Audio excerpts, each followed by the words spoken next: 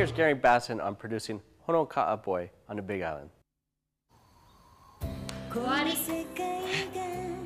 ホノカワは不思議な街だった。この世界にこんなにも愛おしい場所があるなんて。もし彼女ができたら料理を教えてください。もう一度レオの困った顔見たいです。ホノカワボーイ。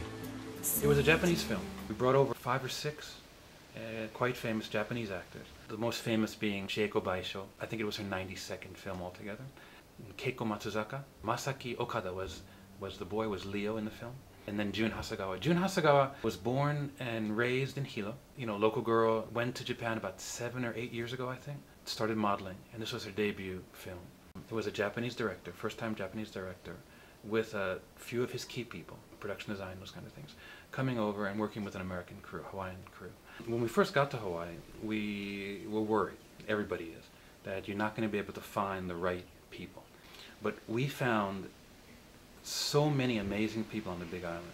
We found art department, props, grip, gaffer, wardrobe, everybody was there. Amazing people, clever, quick, we were blown away.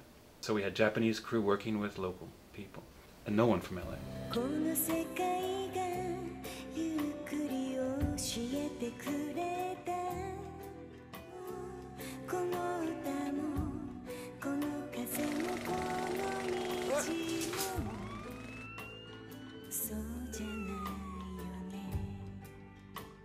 You know, Honokaa is a funny town. It's a little small town. People are very, very nice. Everybody knows everybody. And by the time we had prepped the film, 3 months of prepping, everybody knew us.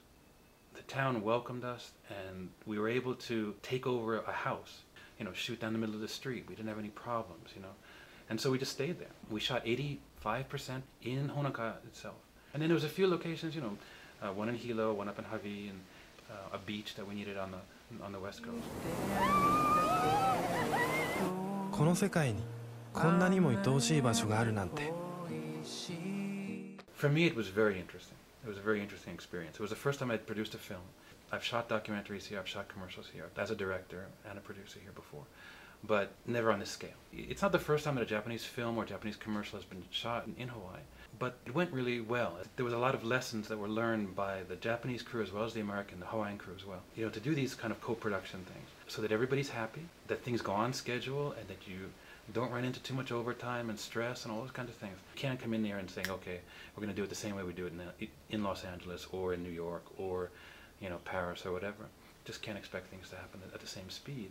And so we built in extra prep time. I just stayed on the Big Island for 3 months. It just made it incredibly smooth.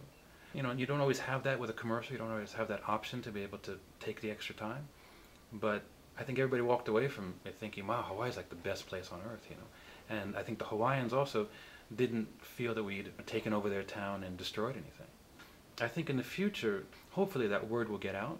There could be a lot of Japanese work here. There should be much, much more Japanese work coming here. You know, the more, the better, I think, probably. There is a Japanese website, www.honokaa-boy.jp.